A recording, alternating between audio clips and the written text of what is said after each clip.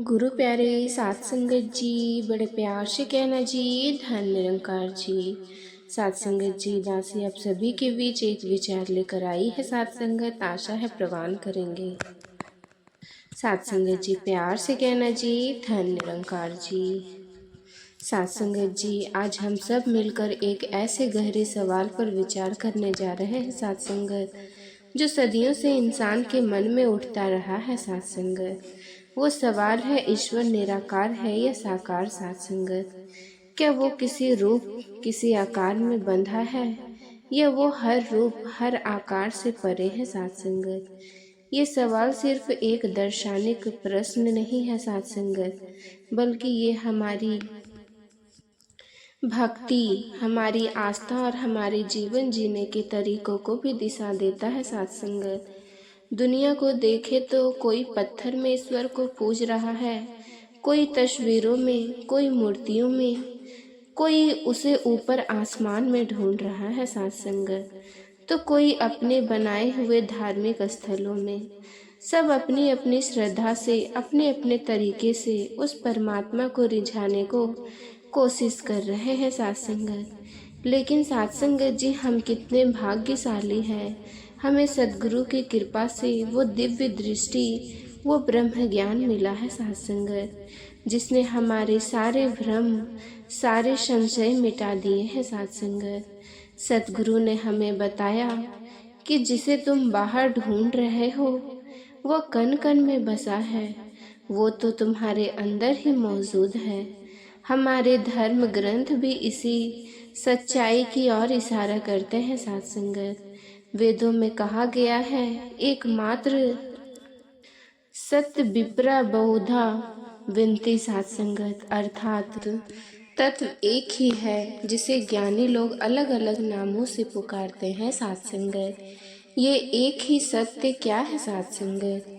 यही निराकार, वो एक ऐसी शक्ति है जिसका कोई आकार नहीं, कोई रूप नहीं सात संगत। सोच कर देखिए, अगर परमात्मा किसी एक रूप में होता सात संगत, मान लीजिए किसी एक विशेष मूर्ति या तस्वीर में, तो क्या वो सर्वव्यापक हो सकता था सात संगत? क्या वह एक ही समय पर आपके घर में, मेरे घर में और दुनिया के हर कोने में मौजूद हो सकता था सात संगत? नहीं, वो साकार रूपों में प्रकट हो सकता है सात संगत, लेकिन उसका वास्तविक स्वरूप तो निराकार ही है सात संगत। जैसे पानी का अपना कोई आकार नहीं होता। आप उसे गिलास में डालें तो वो गिलास के आकार ले लेता है, लोटे में डालें तो लोटे का आकार, और नदी में हो तो नदी का सात संगत। पर असल में पानी क्या है? वो तो आकारहीन है सात संगत, निराकार है। ठीक इसी तरह ये परमात्मा, ये निराकार दातार हर कण में, हर जीव में समाया हुआ है सात संगत, पर खुद किसी आकार में नहीं हुआ है सात संगत।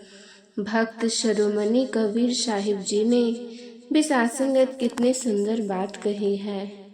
लाली मेरे लाल की जित देखो तिल लाल सात संगत, लाली देखन में गई मैं भी हो गई लाल।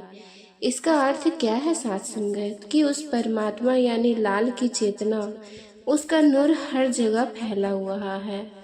मैं जहाँ भी देखता हूँ मुझे वही नजर आता है सात संगत। और जब मैं उसे देखने, उसे जानने निकली सात संगत, तो मैं खुद भी उसी के रंग में रंग गई सात संगत। यहाँ कबीर साहब किसी साकार रूप की बात नहीं कर रहे, वो उस सर्वव्यापी निराकार सत्ता की सात संगत जी अनुभूति की बात कर रहे हैं सात।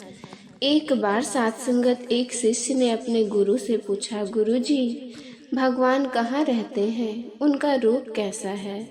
गुरु मुस्कुराए और शिष्य को एक मुट्ठी नमक देकर कहा, जाओ इसे इस पानी के गिलास में घोल दो। शिष्य ने वैसा ही किया। गुरु ने पूछा, अब बताओ नमक कहाँ है? शिष्य ने गिलास में देखा और कहा, वो तो घुल गया, दिखाई नहीं दे रहा। गुरु ने कहा, अच्छा, इस पानी को चख कर देखो। शिष्य ने चखा तो पानी खारा रहा था सात संगत। गुरु ने कहा, ऊपर से चखो, बीच से चखो, नीचे से चखो। शिष्य ने हर जगह से चखा और कहा, गुरुजी, पानी तो हर जगह से खारा है साध संगत, नमक हर बूंद में समा गया है। तब गुरु ने समझाया, बेटा, यही निराकार है। वो दिखाई नहीं देता, बस सृष्टि के कण कण में ठीक वैसे ही समाया हुआ है जैसे नमक पानी की हर बूंद में है। साध संगत जी, उसे आंखों से नहीं, ज्ञान की दिव्य दृष्टि से ही अनुभव किया जा सकता है। साध संगत जी, ये दिव्य दृष्टि हमें हमारे सद्गुरु ने दी है। उन्होंने हमें बताया कि ये जो निराकार है, यही सबका आधार है। सारे साकार रूप इसी निराकार उत्पन्न होते हैं साध संगत, और अंत में इसी में विलीन हो जाते हैं।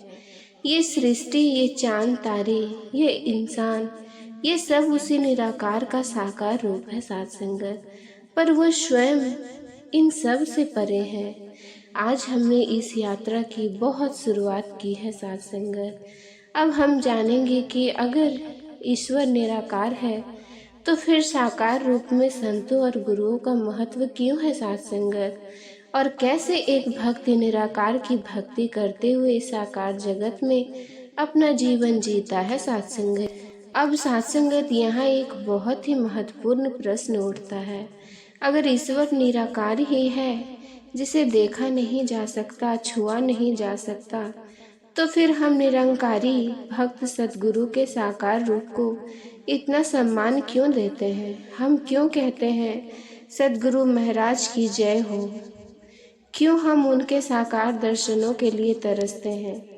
ये एक ऐसे सवाल हैं जो कई लोगों को भ्रमित कर सकता है साध संगत, लेकिन साध संगत जी, इसका जवाब भी हमें सद्गुरु की कृपा से ही मिलता है। कल्पना कीजिए साध संगत, एक बहुत बड़ा कमरा है जो पूरी तरह से अंधेरे में डूबा हुआ है। उस कमरे में हवा तो है, लेकिन क्या आप उसे देख सकते हैं? नहीं साध संगत, पर आप उसे महसूस कर सकते हैं। अब अगर साध संगत कोई उस कमरे में एक छोटा सा दिया जला दे तो क्या होगा? उस दिए की लौ आपको दिखाई देगी और उसकी रोशनी में आपको ये भी एहसास होगा कि हाँ, इस पूरे कमरे में हवा मौजूद है। साध संगत जी, ये निराकार परमात्मा उस हवा की तरह है जो हर जगह है पर अदृश्य है, और सद्गुरु उस जलते हुए दिए की तरह है साध संगत। वो साकार रूप में हमारे सामने आते हैं ताकि हम उनके माध्यम से उस निराकार प्रभु का एहसान कर सकें। सद्गुरु वो खिड़की है जिससे हम उस अनंत निराकार परमात्मा का नज़ारा देख पाते हैं। अवतार वाणी में सहसा बाबा अवतार सिंह जी ने कितनी सुंदर व्याख्या की है साध संगत जी। गुरु दी मूरत मन विच त्याओ, जो निरंकार दा रूप है, इस दे अंदर वास है उसदा, जो सबदा पालनहार। भावार्थ है साध संगत, गुरु की साकार मूर्त का ध्यान अपने मन में करो, क्योंकि ये साक्षात निरंकार का ही रूप है। इसी साकार रूप के अंदर उस निराकार का वास है जो सबका पालनहार है साध संगत। सद्गुरु का साकार शरीर हमें ये समझाने आता है कि निरंकार से जुड़ना कैसे है। अगर सद्गुरु ना हो तो हम निरंकार की बातें तो करते रहेंगे, लेकिन उसे अपने जीवन में अनुभव कैसे करेंगे साध संगत? ये कौन सिखाएगा? यही बात हमें दूसरे धर्म ग्रंथ में भी मिलती है। बाइबल में भी कहा गया है, no one has ever seen God but the one and only son who, Sadh Sangat ji, is himself God and is in closest relationship with Father has made him known. Sadh Sangat जी, परमात्मा को किसी ने नहीं देखा, पर उसके पुत्र ने, जो स्वयं सबके करीब है साध संगत, उसी ने उसे प्रकट किया है। यहाँ पुत्र का भावार्थ उस दिव्य प्रकाश, उस पैगंबर यह सतगुरु से है जो समय समय पर धरती पर आकर उसे अनदेखे परमात्मा का ज्ञान करवाते हैं। साथ संगत, सोचिए आपको बिजली की शक्ति का उपयोग करना है। बिजली तो तारों के अंदर बह रही है, वो निराकार है। नहीं साथ संगत, दिखाई नहीं देती। क्या आप सीधे तार को पकड़कर उसकी शक्ति ले सकते हैं? नहीं, ऐसा करेंगे तो झटका लगेगा, हानि होगी। साथ संगत, आपको एक माध्यम चाहिए, एक बल्ब, एक पंखा, एक स्विच बोर्ड। साथ संगत, ये बल्ब साकार है। जब आप स्विच ऑन करते हैं तो निरंकार बिजली इस बल्ब के माध्यम से प्रकाश के रूप में प्रकट हो जाता है। ठीक इसी तरह सद्गुरु वो साकार माध्यम है। साथ संगत, वो स्विच है जिनके चरणों में जुड़कर हम निराकार परमात्मा की शक्ति, उसके प्रेम, आनंद का अनुभव अपने जीवन में कर पाते हैं। साथ संगत, सद्गुरु हमें निराकार से जुड़ने का सही तरीका सिखाते हैं। वो ब्रह्म ज्ञान देकर हमारी अज्ञानता का स्विच ऑफ कर देते हैं और ज्ञान का स्विच ऑन कर देते हैं। साथ संगत, इसीलिए साथ संगत, हम निरंकारी भक्त सद्गुरु के साकार रूप के आगे नतमस्तक होते हैं। हम शरीर की पूजा नहीं करते, हम उस शरीर में प्रकट हुए ब्रह्म ज्ञान और उस निरंकार प्रभु सत्ता की पूजा करते हैं। जब हम सद्गुरु के चरण स्पर्श करते हैं तो हम उस निरंकार प्रभु का धन्यवाद करते हैं। साथ संगत, कि हे प्रभु, तूने साकार रूप में आकार हम जैसों पर कृपा कर दी, वरना हम अज्ञानी तो तुझे कभी जान ही नहीं पाते।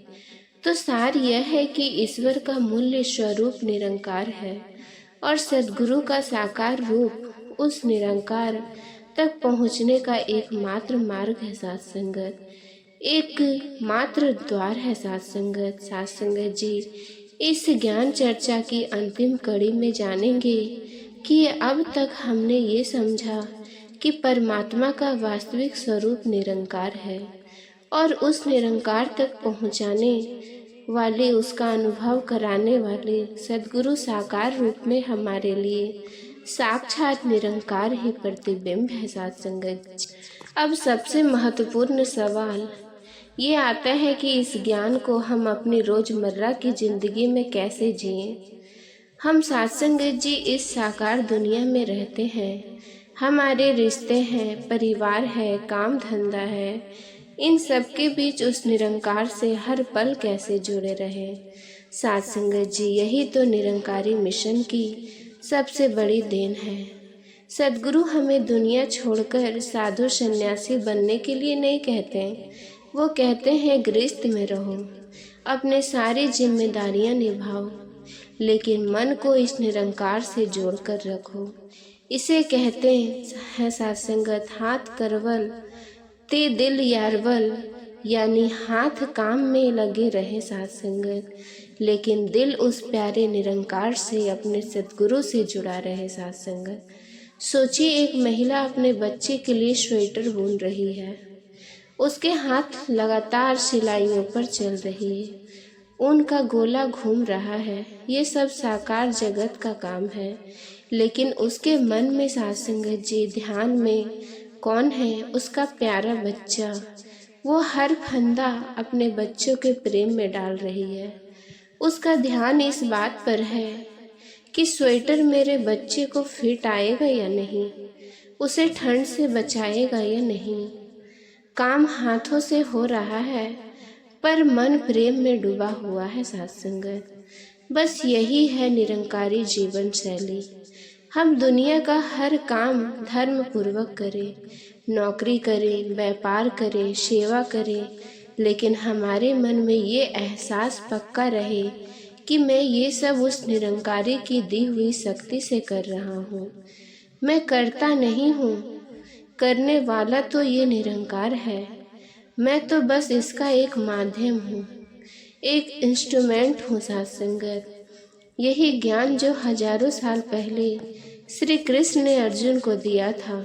उन्होंने कहा, कर्म ना साथ संगत अधिकार से ते माँ फलेषु कदाचन। साथ संगत, तेरा अधिकार केवल कर्म करने में है, उसके फल में नहीं साध संगत। जब भक्त ये जान लेता है कि करने कराने वाला ये निरंकार है, तो वो फल की चिंता से मुक्त हो जाता है साध संगत।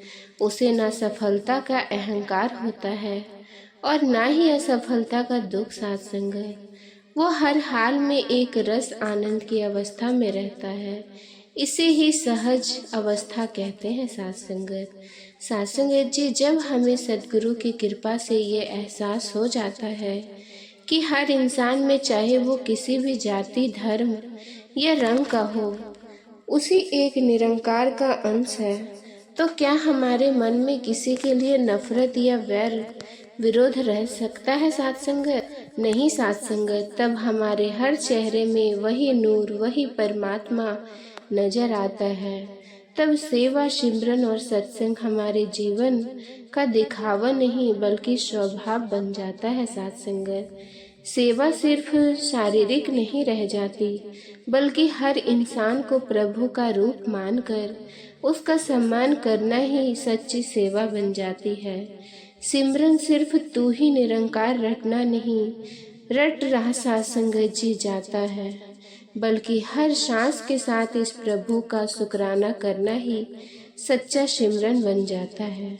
और साध संगत जी, सत्संग केवल पंडाल में बैठना नहीं, बल्कि 2400 घंटे संतों, महापुरुषों की बातों को अपने जीवन में धारण करके जीना ही सच्चा सत्संग बन जाता है। तो साध संगत जी, इस पूरी चर्चा का सार क्या है?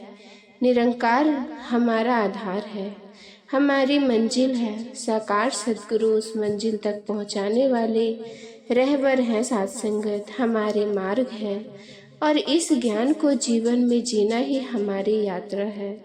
ईश्वर निरंकार भी है और वो सद्गुरु के रूप में साकार भी है। ये कोई विरोधाभास नहीं साध संगत, बल्कि एक ही सत्य के दो पहलू होते हैं साध संगत।